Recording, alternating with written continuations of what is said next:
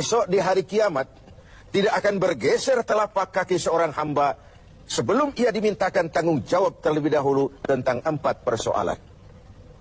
Apa yang 4 itu? Pertama, an umrihi fima afnahu.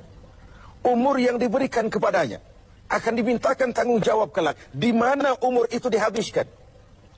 Sejak kita akil balik sampai ajal datang merenggut nyawa, di mana umur itu dihabiskan? Kita sering main-main, padahal waktu berjalan terus. Kita sering lalai dan lupa, padahal malaikat maut tidak pernah lalai dan lupa. Seorang Nabi Yakub alaihissalam, seketika akan ajal, beliau menanyakan, kalau saya ajal kenapa tidak diberitahu lebih dahulu? Kata malaikat maut, sudah diberitahu. Loh, bagaimana caranya diberitahu? Perubahan yang terjadi pada fisik kita adalah pemberitahuan. Uban yang bertabur, mata yang mulai lamur, pendengaran yang mulai kabur, itu semua pemberitahuan agar kita mawas diri. Umur akan dimintakan pertanggungan jawab. Di mana umur itu dihabiskan? Waktu hidup itu singkat betul. Namun waktu yang singkat akan terasa ada manfaatnya kalau kita bisa memanfaatkannya dengan yang sebaik-baiknya.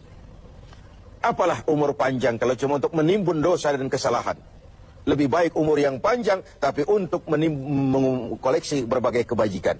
Inilah makna ucapan Nabi, khairukum man tala umruhu wa hasuna amalu. Yang terbaik di antara kamu orang yang panjang umurnya dan banyak juga kebaikannya.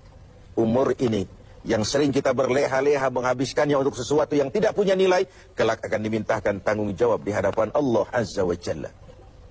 Lalu yang kedua, wa an syababihi fima ablahu. Masa muda, pernah diberikan umur muda. Di mana dihabiskan umur muda itu? Hura-hura atau untuk sesuatu yang bermanfaat? Dahulu ada seorang selebritis lah kalau zaman kita sekarang. Namanya Malik bin Dinar. Namanya saja sudah Malik bin Dinar, Raja bin Uang. Hidupnya jet set. Satu malam dia mengadakan pesta di rumah mewahnya. Datang seorang pengemis, bertanya kepada penjaga pintu, siapa yang punya rumah ini? Bos saya. Iya, Malik bin Dinar. Oh, orang kaya? Orang kaya. Selebriti? Selebriti. Dia hamba apa orang merdeka? Dia orang merdeka. Kalau hamba bagaimana bisa pesta sehebat ini? Orang tua itu senyum lalu bilang, sampaikan kepada bosmu Malik bin Dinar, dia memang orang merdeka. Kalau dia hamba, bukan seperti ini pekerjaannya. Dia orang merdeka, dilarang tidak terlarang, dicegah pun tidak tercegah. Merdeka dia memperturutkan hawa nafsunya. Kalau dia hamba Allah, bukan begini pekerjaannya. Menghabiskan waktu untuk pesta, hura-hura, sesuatu yang tidak ada gunanya. Ini disampaikan kepada Malik bin Dinar, dia tercenung mendengar orang tua yang misterius itu. Malamnya dia bermimpi kiamat datang. Dia akan masukkan ke dalam neraka. Karena itulah lalu dia bertobat dan kemudian menjadi ahli sufi yang terkenal, Malik bin Dinar. Masa muda akan dimintakan tanggung jawab. Yang ketiga, wa an ilmihi maza amilabi. Ilmu yang dimilikinya, kemana ilmu itu diamalkan? Untuk mencerdaskan orang atau untuk membodohi orang yang memang sudah bodoh? Untuk membimbing umat atau menyesatkan orang lain? Agar hamba menjadi hamba Allah atau agar orang menghambakan dia? Ilmu akan dimintakan pertanggungan jawab. Yang terakhir, wa an malihi min aina iktasabahu wa fima anfaqahu.